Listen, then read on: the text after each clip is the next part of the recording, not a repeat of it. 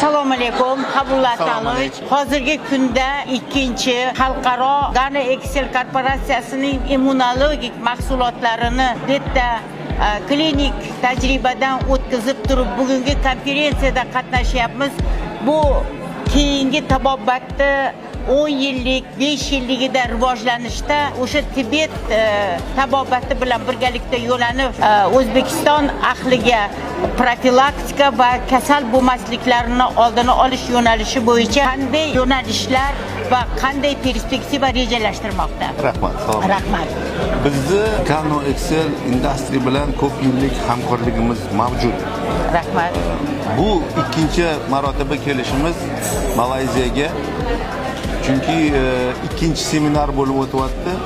Aynan o'sha Ganoderma luteum asosida qilingan dori-darmonlarni, dorivor o'simliklarni xalq tabobatida qo'llash bo'yicha seminar o'tkazyapti. Bizani quvontiradigan narsa shundaki, seminarimizda ishtirokchilarning geografiyasi yildan yilga oshib boryapti. Mana bu yil bizga Xitoy Guangzhou universiteti qo'shilgan, Indoneziya, Malayziya, Tailand, Singapur va mana O'zbekiston.